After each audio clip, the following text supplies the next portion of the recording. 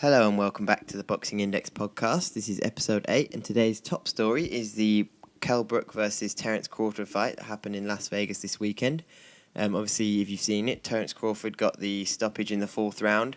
He just managed to get his lead for outside Kells in the southpaw stance, pivoted round him and landed a really well-timed right hand that sent Kell sprawling to the ropes, and then just finished him clinically. He's obviously one of the best finishers in the sport at the moment.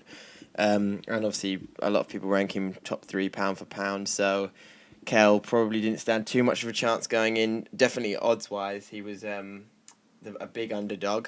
But I did think that he would provide an interesting test for Crawford because he's obviously fought at quite a high level. Crawford hasn't fought anyone at welterweight who's of particularly high level. Maybe Kell in his prime would have been the best guy that he would have fought, but maybe not now. It just seemed like Kell's punch resistance has gone a bit, to be honest, since the Golovkin and Spence fight. And obviously he had a layoff he didn't fight at all in 2019.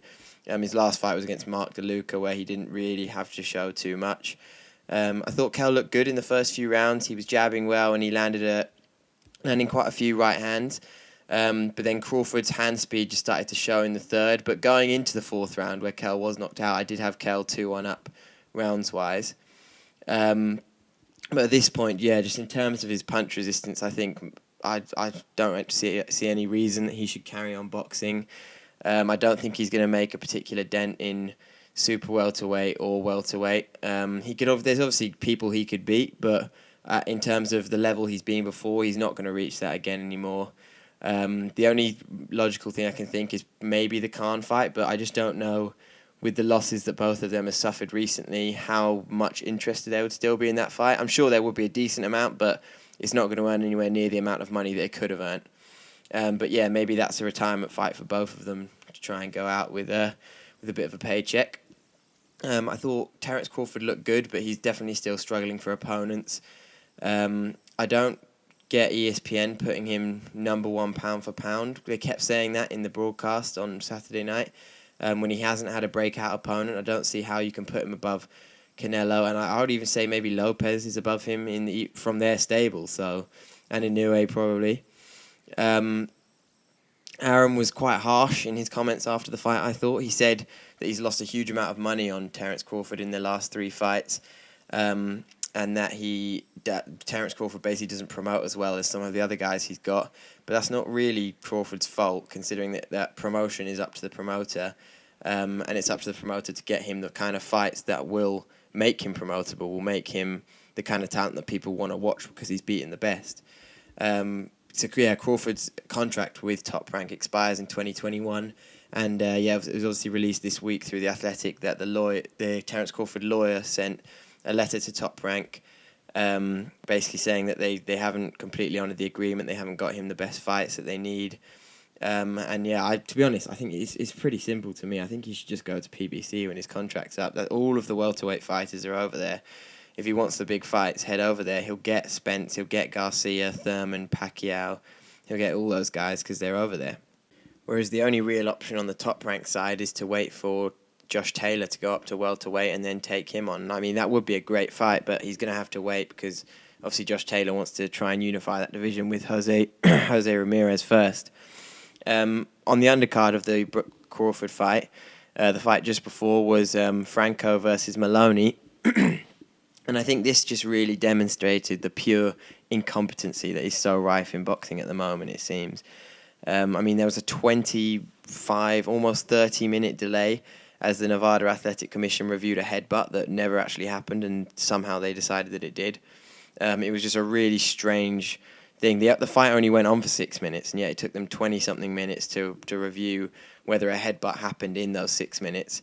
And it seemed the only way they could be reviewing it is if they couldn't find it. If they found a headbutt, surely they would just say, oh, yeah, there's the headbutt, done. But they clearly couldn't find it, but then somehow ruled that they had found it and that it went to a no contest.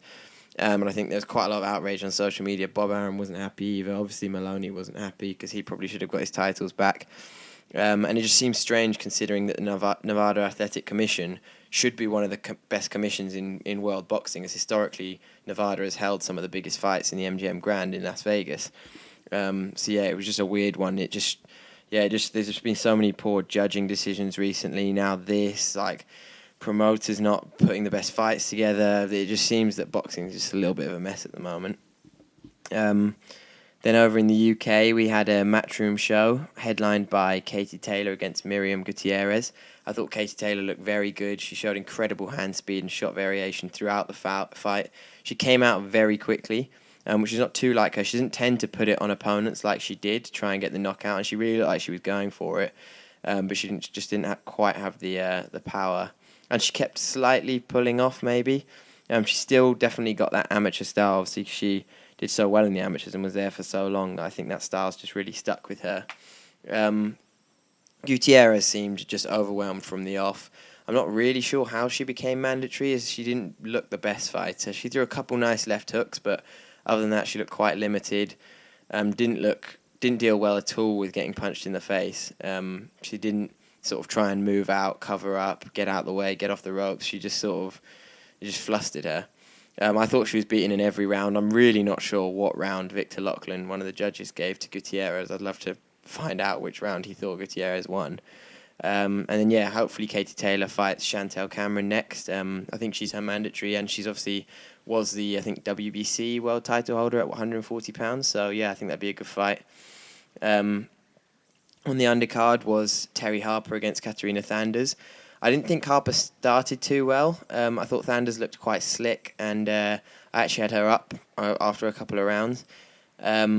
And Harper just seemed to be making the same mistakes as she did in the Jonas fight. She was just holding her feet, trying to fight too much on the inside, getting drawn into a brawl, basically. But then she matured as the fight went on, and she showed that she's learned from that Jonas fight. She began boxing on the outside, refused to be dragged in, even when Thanders was just standing in the middle of the ring goading her.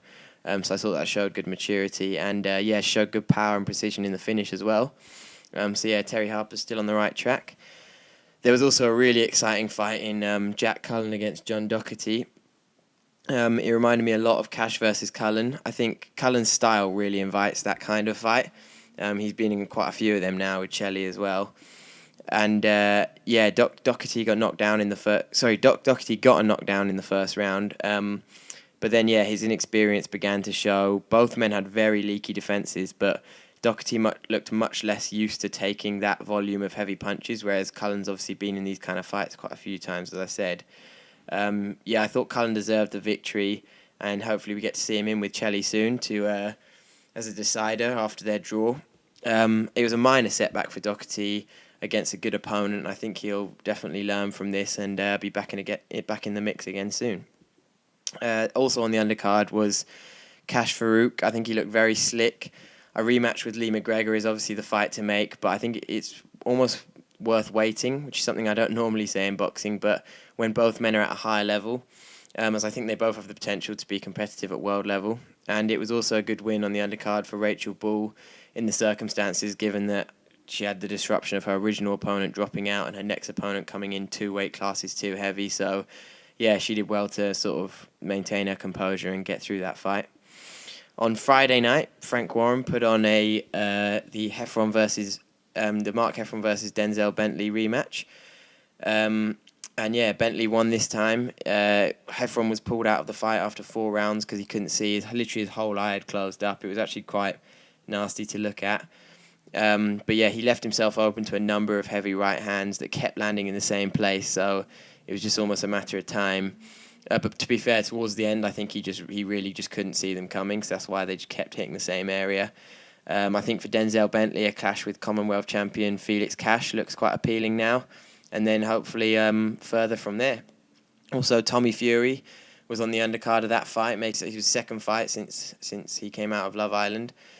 Beat another journeyman on the night, so nothing too exciting. And hopefully he's a little more active this time, which he really should be at this stage of his career if he wants to take boxing seriously. But I understand that it must be difficult when he has such a lucrative other form of income in his whole social media career. And obviously that's a lot easier and safer than getting punched in the face. So it must be difficult to sort of motivate yourself when you're in his position to get in the gym and want to fight when you don't actually need it for the money. There was also some news from Tommy's older brother, Tyson Fury, the Gypsy King. He was set to fight on December 5th, but it's recently been announced that he will now not be back until next year. potentially against Deontay Wilder, depending on how the mediation between the two camps turn out. And then finally, Dave Allen, British boxing stalwart, has retired from boxing at the age of 28. He's not fought since February against Dorian Darch, and he was meant to fight next weekend on the undercard of Conor Benn against Formella, but that won't be happening now. In a video on social media, he cited a recent sparring session with Alexander Usyk that left him unconscious as sort of a wake-up call that perhaps his health is more important. And he said he's earned enough money from the sport now, got himself a bit of a property portfolio. He's achieved some great things like headlining the O2, knocked out Lucas Brown, obviously. He's fought some of the best in the world, Dillian Whyte, Luis Ortiz. I think it's a smart move from him because too many fighters leave it too late and end up with some serious problems later in life. So, fair play, and I hope he enjoys his retirement. That's all we've got to talk about today on the Boxing Index podcast. Go check out our website, www.boxingindex.com, and go check out our social medias at Boxing Index. Also, sign up to our newsletter. You can find the link for that in our Instagram description. And thanks for listening. Join us next time. Cheers. Bye.